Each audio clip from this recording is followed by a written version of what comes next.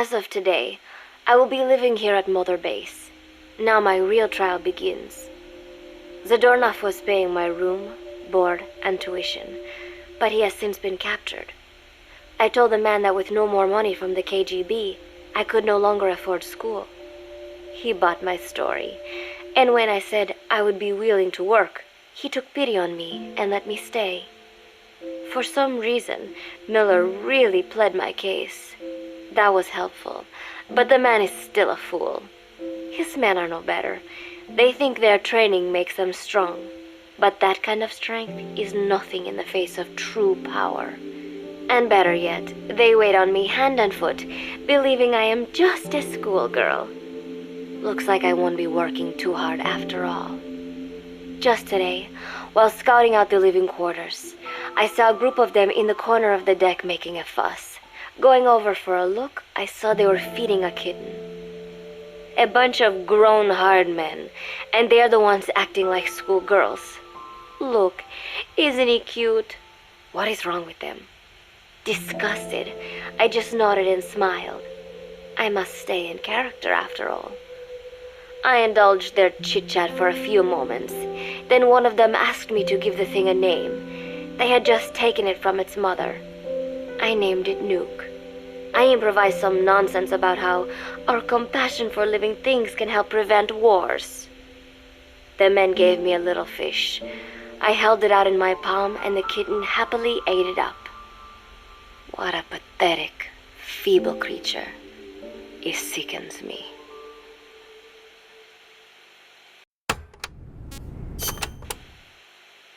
Today, Chico invited me to go fishing with the soldiers.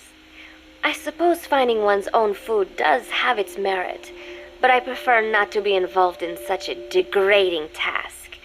And their prattling on about fishing being fun is nonsense. I'm not here to find playmates. Nevertheless, distasteful as it was, I went along in order to maintain my cover. Chico thrust a fishing pole into my hands, and we went up onto the deck where several soldiers had gathered. They welcomed us warmly. With so few women aboard Mother Base, I'm treated like a princess. No one suspects I am neither a teenager nor a student. It was nice and sunny, with a gentle breeze and waves. As I cast my line and waited for a bite, the soldiers began to ask me all sorts of questions. As always, I answered according to our predefined scenario, feigning a smile. As I sat there feeding them lies, the fish began to bite, and the soldiers began to focus on their prey. Chico had his bait stolen by a fish, and got so angry that he stood up and nearly fell into the sea. Everybody laughed. It almost made me want to join in too. At some point, I got a bite myself. The instant after I felt that first gentle tug, the fish yanked the line with astonishing strength, and I let out a cry of surprise. I thought he was going to be huge. It was my first time fishing, and I was a bit flustered, so the soldier beside me helped by supporting the pole from behind. "Reel it in," they shouted. I nodded, turning the handle as fast as I could. I wondered what kind of fish lived below the surface, and thought back to the deep sea dives I had to do as part of training. Those were difficult days, but I remember finding the multicolored fish gliding through the water incredibly soothing. After a hard fight, I pulled it up. To my surprise, it wasn't even half a vara, rather anticlimactic. But I wasn't doing it for fun, so I wasn't the least bit disappointed. Nook was hovering nearby with an expectant look on his face, so I gave the fish to him.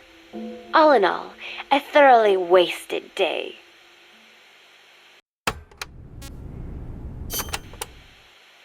Preparations are coming along nicely. No one suspects me of being the one to let Zadornov out of his cell. Today, Amanda and I taught Cecile how to make gallo pinto. It is a simple home-cooked dish consisting of black frijoles mixed with arroz. It is well known throughout Central America, not just in Costa Rica, so it is no surprise that a Nica like Amanda would be good at making it. But I was raised in the States from a very young age, and could hardly even remember my mother's gallo pinto. having to make chit-chat with that clueless bird lover and the so-called revolutionary was excruciating. And, clueless or not, I wanted to be especially careful around Cecile, the one who actually recorded that tape. Thankfully, Miller and his men seemed to believe I mistook the tape I found for one my friend made. In any case, one can never be too careful. Anyway, the three of us minced garlic and herbs, then cooked them in a pot with frijoles we'd soaked overnight.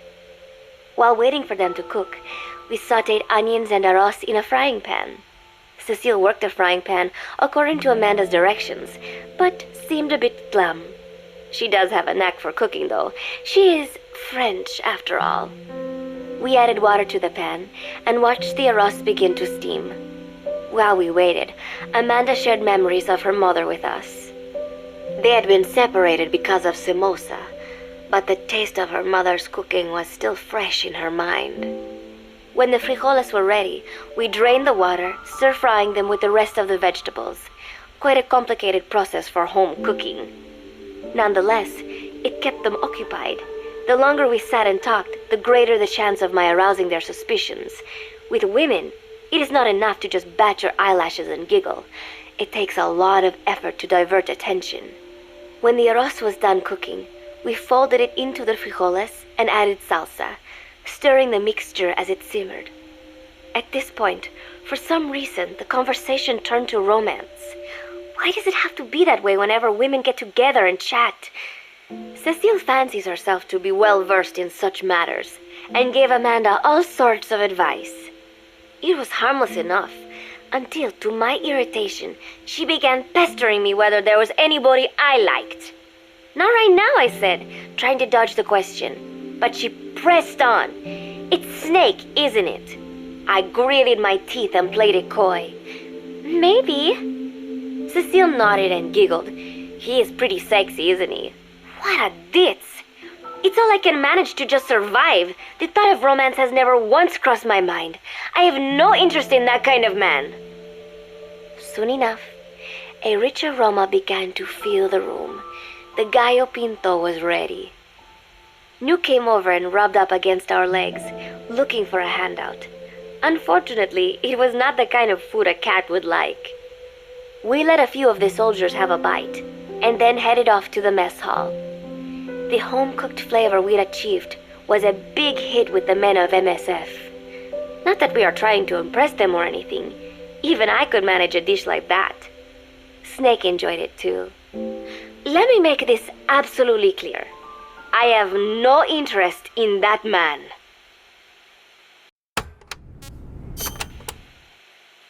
Football, or soccer as it is known in the States, is extremely popular here. It has not caught on yet in the US, but it has legions of rabid fans all across Latin America. These fans can get so rowdy that it is commonly believed El Salvador and Honduras went to war in 1969 over scuffles in a soccer match. In reality, tensions between the two countries were already high. The match was merely one of the sparks that set them off.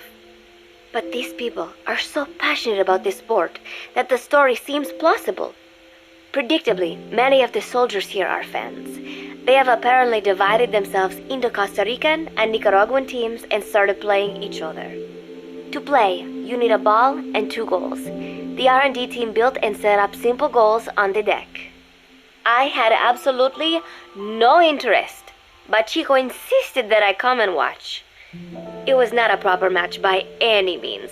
The pitch was not even regulation size, but the players and spectators alike got pretty excited. They banged empty cans and shouted cheers through the handmade megaphones. It almost felt like carnival. Huey, the referee, blew a whistle to start the match. The soldiers' training has left them in excellent physical shape, but they lacked the honed skills of professionals and their play was quite rough. Midway through, one of the men collided with another. They started shouting at one another, but Huey stepped in. I thought we had forsaken our countries, become one with the earth, he said, quoting Snake. We are not competing for national pride here, and we are not fighting for the good of any one country. This is not a war. Soccer is a peaceful sport, am I right? The soldiers nodded. They know the pain of war, and they share Snake's vision. Perhaps that is why all this resonates with them. Team Costa Rica was down a man, and somehow I was picked to fill in. Costa Rica had the advantage up until that point. I suppose Huey wanted to keep it balanced. The soldiers agreed with Huey's call. Maybe the Costa Rican players felt an even matchup would be more fun too. I could not be bothered to run at first, but chasing the ball out there in the hot sun, I was soon drenched in sweat. Before long, I found myself actively seeking out the ball, partially out of desperation. I picked up a loose ball deep on the opponent's side of the field. Even though he's Nicaraguan, Chico cheered me on, yelling, "Go for it, shoot!" I launched the ball as hard as I could, only to have it blocked by the keeper. Disappointment only increased my determination. In the end, I didn't score a single goal, and Costa Rica gave up its lead. It was really close, though. We congratulated each other on a good match and sprawled out in the shade on the deck, exhausted. The ocean breeze felt so nice on my sun-soaked body. Nuke came over. It is one of his favorite spots, and stretched out next to me. And together, we watched fluffy white clouds drift lazily across the clear blue sky.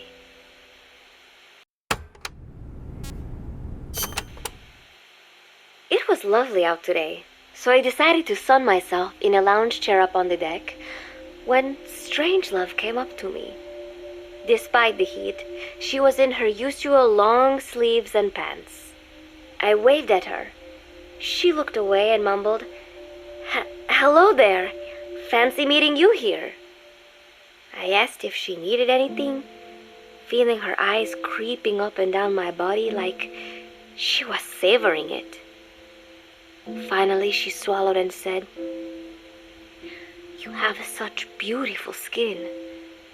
Bewildered, I shook my head and said, "No, not at all. I had heard rumors that she was a lesbian, but she couldn't be after me, could she?"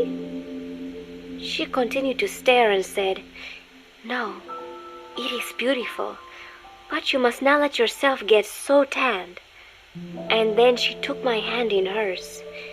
"What is wrong with a little sun?" I asked, trying to cut the conversation short. But she shook her head violently. "No, you mustn't. A young lady should take better care of her skin." She was acting strangely now, as if aroused.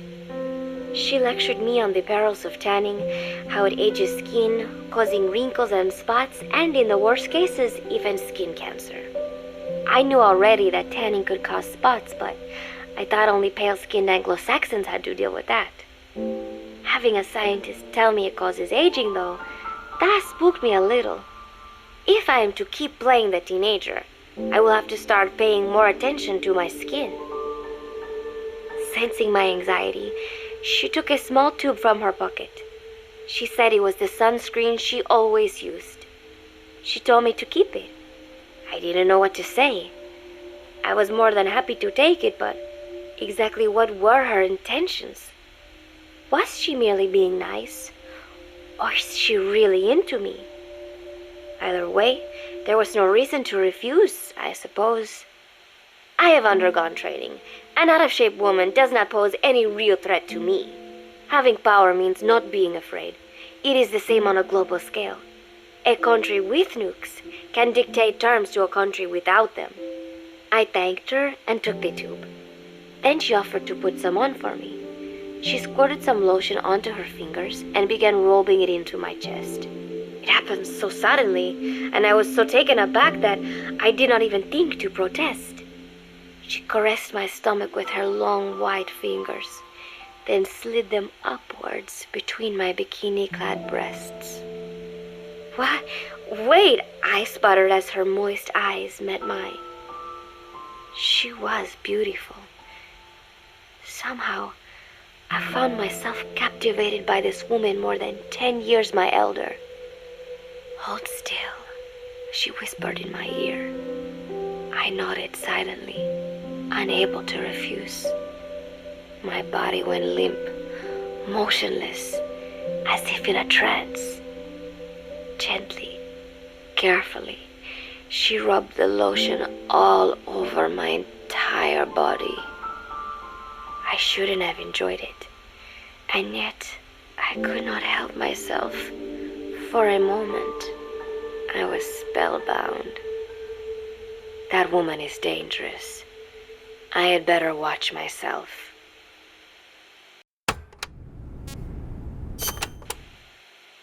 Protecting one's health is an important part of any agent's job. But despite my best efforts, I have caught a cold. Now that I think about it, Mother Base's numbers are on the rise, with soldiers coming from all different places and backgrounds. It is no wonder then that sooner or later someone would bring in a virus. That said, what I have got is just a common cold.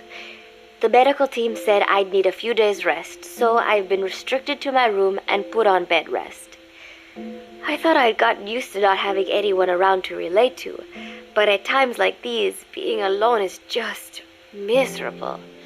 All I could do is lay there and stroke Nook's back, trying to take my mind off how bad I felt. Nook just sat there, not making a sound. But I did have visitors. Amanda and Chico, Huey, Cecile, Miller, and a few of the soldiers I've become relatively close to. Amanda made me a soup with herbs she said were good for a cold. Miller told me to take it easy. I will sing you a lullaby, he said, then broke out a guitar and sang some incomprehensible song in Japanese. I did not need to understand the lyrics to know he is an awful singer. Then he said, "You know what is good for a cold? Suppositories. Here, I'll show you." He began to take off his pants, so I threw my tissue box at him to make him go away. Then Strangelove showed up, saying she had some miracle Indian cure. "It has got eucalyptus extract," she said. "It works best if you rub it into your chest." And then she tried to take off my nightshirt. I whacked her with my pillow, and I got rid of her. Chico brought me a little flower in a cup. It had been growing in a little bit of earth that probably found its way on board, stuck to something else. "I found this on the deck. Here, you can have it." He tried to act nonchalant, but I am pretty sure he's got a crush on me. None of them understand. If they thought these little visits would cheer me up, they were wrong. Tonight, Snake himself came to my room. Like the rest, he believes I am just a schoolgirl and treats me as such. "Why did you abandon your country?" I asked him. "Why create the MSF?" Of course, I knew the answers already, but I wanted to hear it from him. As I had imagined, he was not exactly forthcoming. All he would say is that his country abandoned him because all he could do was fight, and that is why he needed the MSF, because that is all he is any good for. Then he said, "Fighting is the only thing I understand, but that does not mean I have got a grudge against those who believe in peace. I am not one of them, and I do not believe in peace. Conflict is in man's nature. We fight our enemies in order to survive." Maybe we are not so different after all, he and I. But that is exactly why I'm going to have to kill him, or else he will have to kill me. When I stop and think about this wretched existence, being killed by a man like that suddenly does not seem like such a bad thing.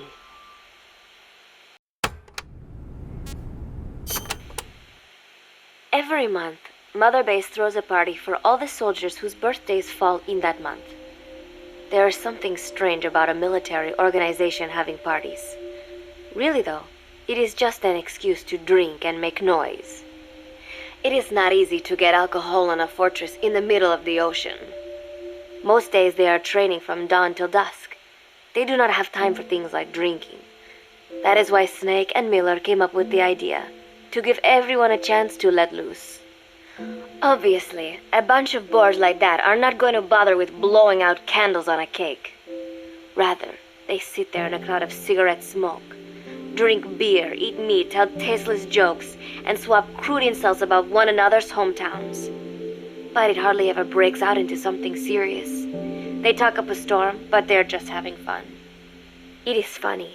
You have got members of FSLN rubbing shoulders with the UCLAs, people who once would have considered the other mortal enemies. I wonder if that is what makes Big Boss so popular. In leaving their countries behind, they leave their hatred for other countries too.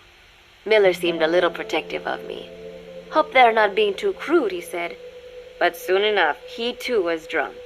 He yelled, "Come here and take a look at the real Kazuhira Miller," then dropped his pants and mooned everybody. The other soldiers burst out laughing. I have never seen such a crude, ridiculous party before. And yet, all these people, laughing and acting the fool. Is this what they call peace? For some reason, I began to think about all that has happened since I came here. Fishing with Chico, cooking with Amanda and Cecile, playing soccer, having visitors when I caught a cold. When I stop and think about it, my time here has been the most peaceful of my life. But that is about to end. I cannot imagine he will be willing to negotiate. It seems I am to fight the legendary Big Boss. I do not know if I'll be able to beat him, but if I have to choose between death and defying Cypher, I will gladly choose death. The thought of dying does not scare me, but if I disobey my orders, the fear and despair awaiting me will be far worse than anything I can imagine. It was Cypher who took me in as an orphan, gave me food and a place to live. His orders may have been unreasonable, but I will never repay my debt entirely. It seems I have no choice. I must fight this man. I must fight Snake.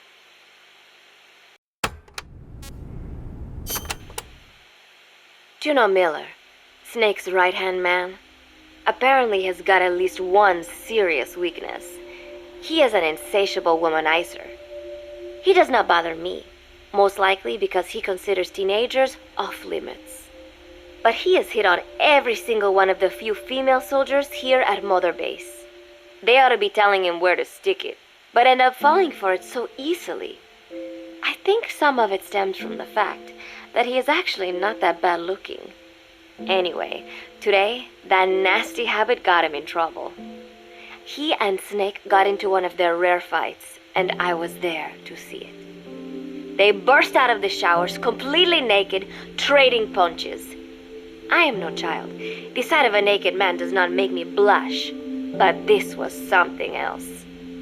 "Maybe this'll teach you," Snake yelled as he slammed his fists into Miller's chest.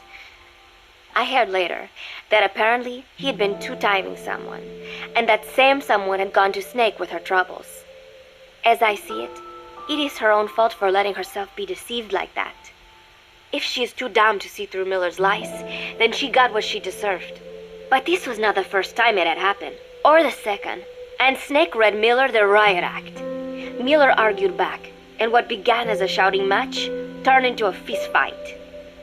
"You son of a bitch," Miller yelled as he swung. "Not bad," said Snake, smiling, "but not good enough." And then he was back on the offensive.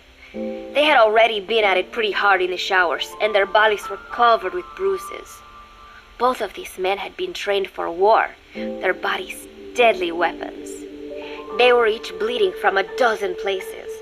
All this from a fist fight. Even so, it was far less gruesome than if they had given it their all. It was obvious that one of them would be dead were they fighting for real. Miller took another swing, yelling, "Try this then!" Snake parried, then responded in kind, but I could tell he was not aiming for anything vital. "You are one tough bastard, boss," Miller muttered. A smile crept across his face as he caught his breath. And then they went right on fighting. Blood and sweat flew off their glistening bodies. It was combat without hatred or hostile intent. I had never seen violence like this before. And yet, it was more than just a friendly tussle. They were utilizing every technique they knew. It was not a sporting match. They were not playing by the rules. How could they keep this up? At last, the two men tired themselves out, and the bizarre scene came to an end. They looked at each other's battered bodies and then burst out laughing, embracing and congratulating each other on a good fight. It all seemed so idiotic. I still cannot fathom such behavior. But somehow, I got the sense that for all his womanizing, Miller really only trusted one person, and that was Snake. There was no way I could ever come between the two of them, and at that thought, I began to feel as if I had lost.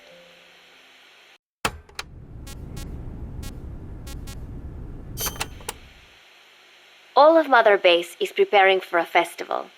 Since Snake and his soldiers spend so much time fighting, they are setting aside one day a year for peace and relaxation. I do not know all the details, but apparently that is what Snake and Miller decided. These soldiers love the idea, of course. There is so little fun to be had here that everybody looks forward to events like these. That is all well and good, but somehow I got roped into getting on stage. Come on, we even both have peace in our name, said Miller. And Zadarnov, that old Ruski's name, has something to do with peace too, right? Hey, as long as we're having a day of peace, we ought to get an act together. The 3-piece band. I thought he was joking. He then proceeded to share his idea without bothering to check with me. And now, I am slated to sing. Apparently, he had heard me on the deck one day, and since then he's wanted to form a band. Everybody's looking forward to it, so there is no way for me to back out now. I've never done anything like this, but it does feel kind of nice to know that people are looking forward to it. I mean, it cannot be any worse than Miller's singing, but modifications to Zeke are already finalized, and I must complete my mission. Betray Cypher now, and I will face a fate far worse than death. Still, there's no need to put things in motion just yet. What difference would it make to just wait a little while longer? A whole day of peace. The mission can wait until after that. Can it not? I know I am only delaying the inevitable. When the day comes, one of us will have to die. Snake or me. But still, if I could just come up with some way to stall Cypher, at least until our day of peace. When did I start having thoughts like this?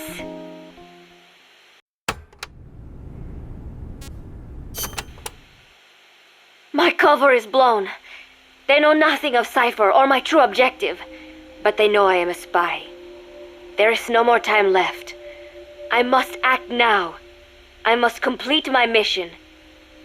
How did it come to this? All I wanted was 3 more days. Just 3. Miller's already finished writing the song. It is called Love Deterrent. It is about a girl who cannot express her true feelings. I've been practicing. I am no pro, but I was pretty sure I would do a decent job. And now this. Cypher found out that Zeke was complete. He must have someone inside Mother Base besides me, spinning his tightly wound web of control, leaving no room for individual will. Typical. When they found out Zeke was complete, I was ordered to execute the operation immediately. If I was going to enjoy just one day of peace, I had to ensure the plan could not move forward. I tried to sabotage Zeke. I thought by damaging the drive system, they would have no choice but to delay their plans. I waited until midnight, and then snuck into the hangar. There would be trouble if it looked like sabotage. I selected one of the drive system's load-bearing parts and carefully worked to warp its shape. The leg's drive system requires a high degree of precision to operate. Even the smallest deviation would have done it. Then, Chico walked in. Maybe it was one of those nights where he could not sleep. In any case, he saw me, panicked, and took off running. It would have been easy to kill him, but I could not. I know he likes me. It is not as if I would ever have an interest in a child like him, but I could not pull the trigger. Not at him, not in the back. Will he tell them? Or is there a chance he will keep it a secret? Protect me? No. He knows now. Knows I am not who he thought I was. He ran without even questioning what I was doing. There is no chance he does not know. And soon, all I have built here will end. And if Cypher has another agent among them, if he finds out I tried to sabotage Zeke, this place will no longer be my heaven. Then it is settled. I make my move now. Chico walked in before my sabotage was complete, so Zeke should still be operational. It might not run at full speed or power, but I do not have time to fix that. Without Zeke, I do not have a chance in hell of winning. I must act fast before Chico sounds the alarm. I knew it would come to this. I just did not think it would be so soon. It is time, Zeke. Metal Gear Zeke. Activate.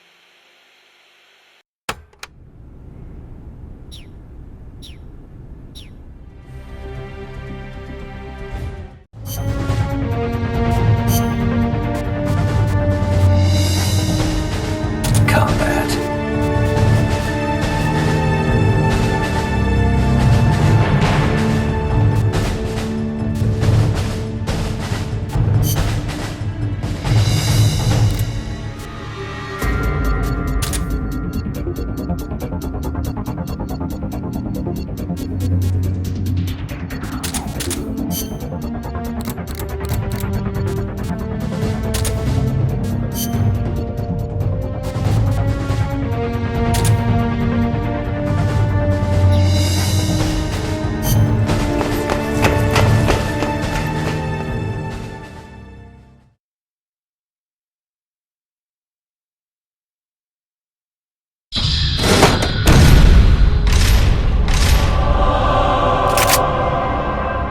She's gonna launch a nuke!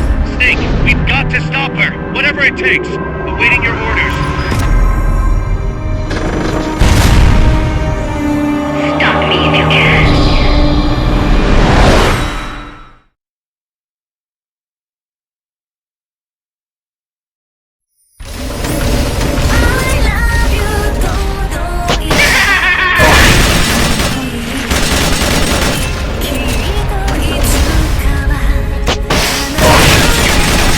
Before she can launch that nuke!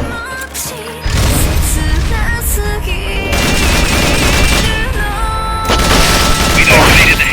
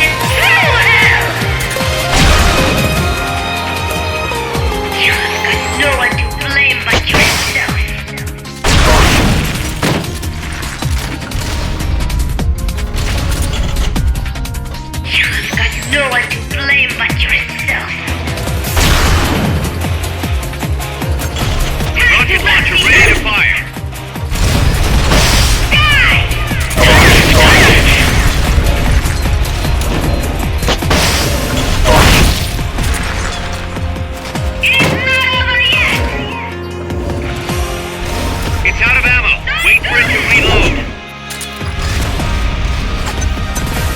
They've okayed the request for support.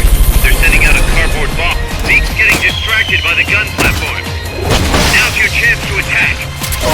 Supplies are loaded in the transport catapult. Fire away.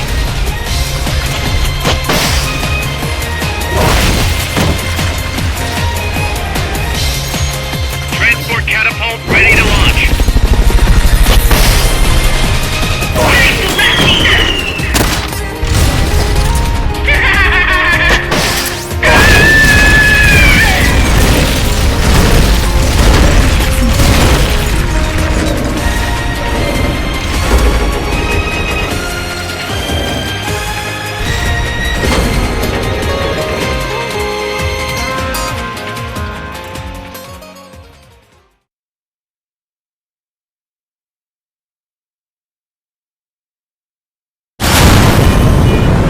No use. Zeke is out of my control. This is where it ends. Listen to me, Big Boss. As long as your army is needed, the world will never know true peace. The peace you will know will be fleeting, elusive. They will use you, disgrace you, and then finally discard you like they would a cancer to society. This is the path you have chosen.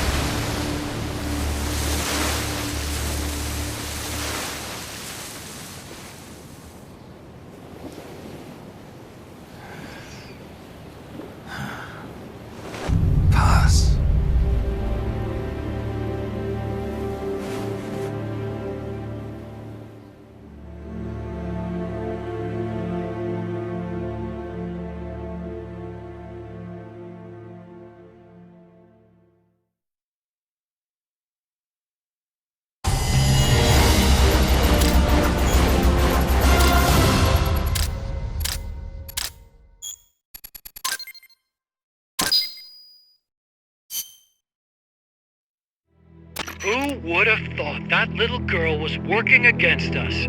Tell me about it. She had everybody fooled, me included. Can't believe I didn't pick up on anything. Snake, there's no point in beating yourself up over the past. But hey, maybe you should put in some practice against Zeke in case this sort of thing ever happens again. In any case, I need to go talk to Dr. Strangelove. Zeke still isn't ready. Huey!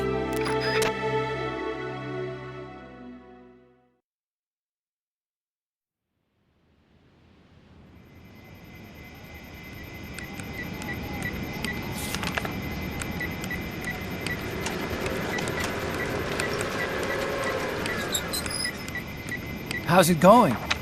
How's Zeke look? The attitude control AI had a backup, so it should be able to walk. Really? Oh, that's good. Beyond that, it's up to the creator. Stop! Don't come any closer, Doctor. There's something I've been meaning to ask you. Do you despise me? Doctor, are you asking me out? No, not at all. No? Pity. Because I've just had my heart broken by someone else.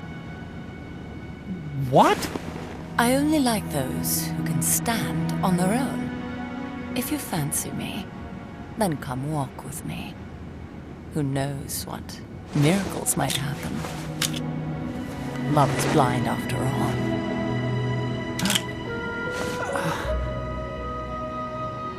Take your time. I'll be waiting.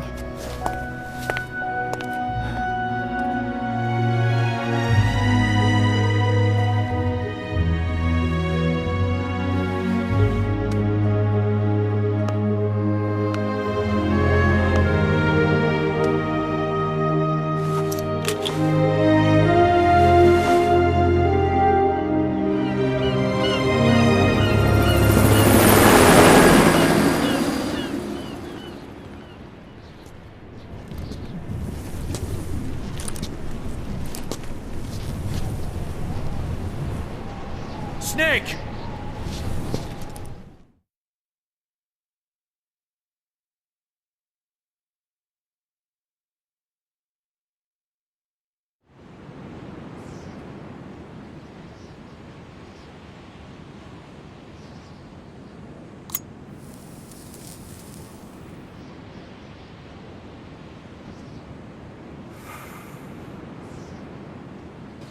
That name Pas mentioned at the end, cipher, it's a code. It means empty. It also means... 0. a world of electronic intelligence, built on codes. And at the center of it all, a 0. Cuz. Look, boss. I owe you an apology. Hear me out, okay? Sure. I knew Pas and the professor. I knew who they really were all along. Cuz. I used them. I suppose you were the one that brought them to Columbia in the first place, huh? Guilty as charged. Pas wasn't just CIA, you know.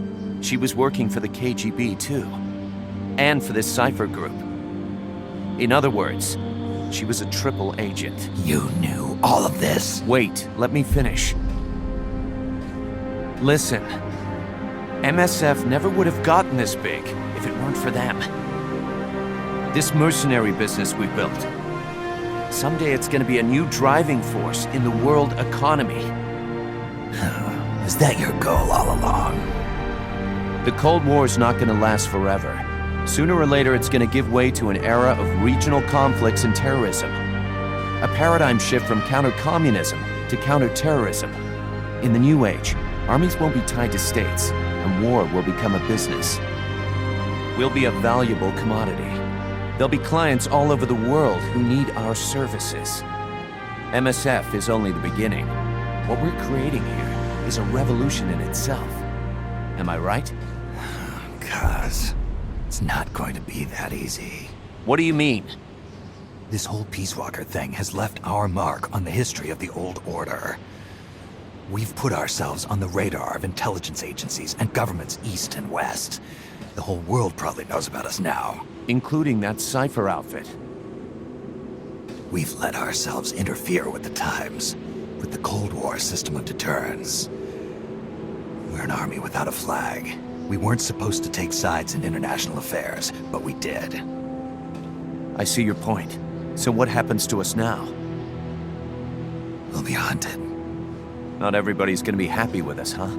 You're damn right. We upset the global military balance of power.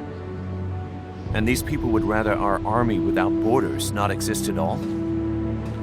They're gonna come knocking real soon. There's no turning back now.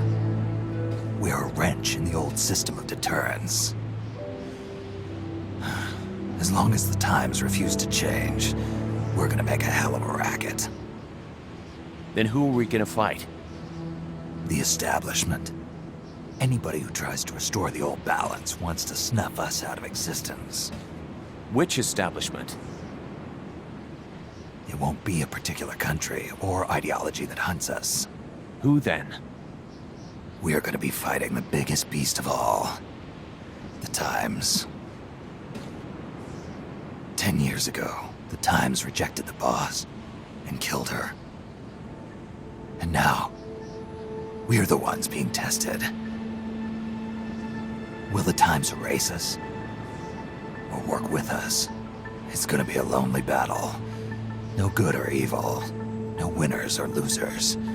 Business will have to wait. The question we have to ask ourselves now is, can we survive long enough to see the 21st century? I'm with you, boss.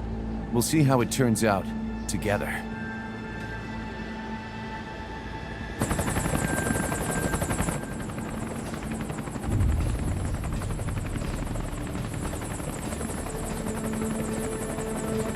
The hunt is on, Kaz.